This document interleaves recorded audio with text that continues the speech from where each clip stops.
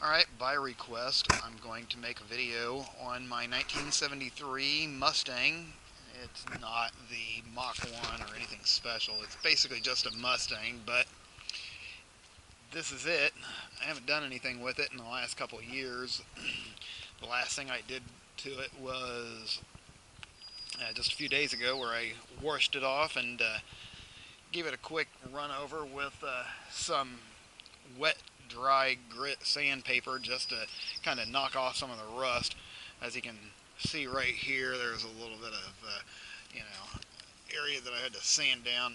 It was a little bit rusty, and some of the rust color was running down, like right here. I'm going to have to go over that with some Bondo and go in behind it with some tiger hair fiberglass type of Bondo just to patch up behind there, and go over these little areas that need fixed too. Got this hole there kind of done. It's got some rust on it, down here, some areas that I'm still going to have to dress. I got, it all sanded down and put in primer the last time. The worst of it is back here. As you can see, there's some, areas that need addressed there too. So I'm going to go underneath there with some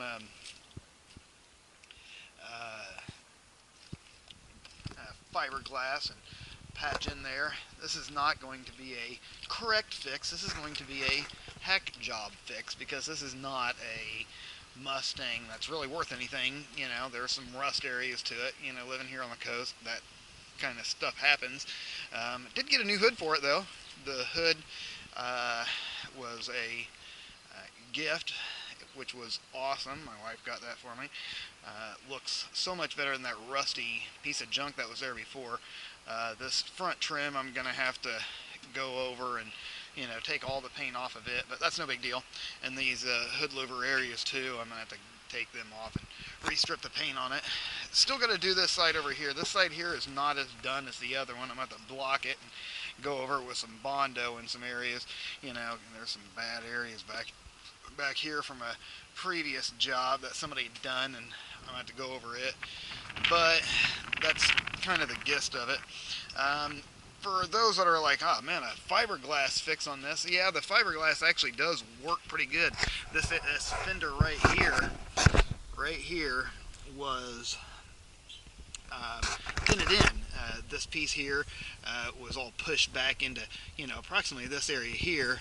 So what I did was, cut out the bad areas, pounded it down, and then added some fiberglass in behind there. And for the last couple of years, that hadn't broke, cracked, or anything. Obviously, it's not fixed and completely done, but for as quick and easy of a job as I did, turned out all right. A couple other parts that I've got on order right now is this headlamp holder unit right here, the ring that goes all the way around it.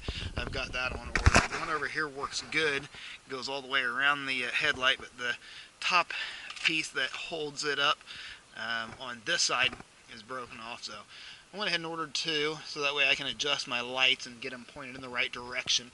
This one here points a little bit down as compared to the other one. But what do you do? This thing's older than I am. Open it up. Yeah, the interior's not perfect. Got to clean it up a little bit.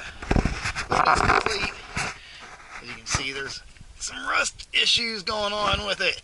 This is friggin' rust raining down from up above here. I know the area that's needing repair, and again, that's going to get another fiberglass fix too. So, just something to divert the water and make it decent. A lot of people out there are thinking, man, why don't you just weld in some areas? Buy yourself a welder and fix it that way. Well, one, I don't know how to weld, and two, I don't have a welder, and three, I'm trying to do this cheap.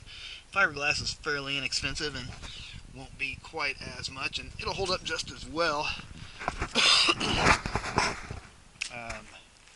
So I've shown you on the other side of the Mustang. It's got some areas down there that I'm going to address too, and kind of make a fiberglass sandwich fix on some of those areas underneath there too, just to keep the water from screwing it up. I'll take the carpet and the seats out of the inside of this.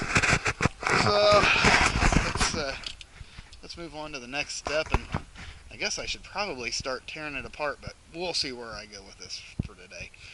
Alright, so there's a quick overview of it. It still runs, still drives. I've driven the thing all over the place, but, you know, a few thousand miles on it here recently, you know, driving it back and forth to work and, you know, all around the coast and up and down some of the hills and mountainside and everything up the river.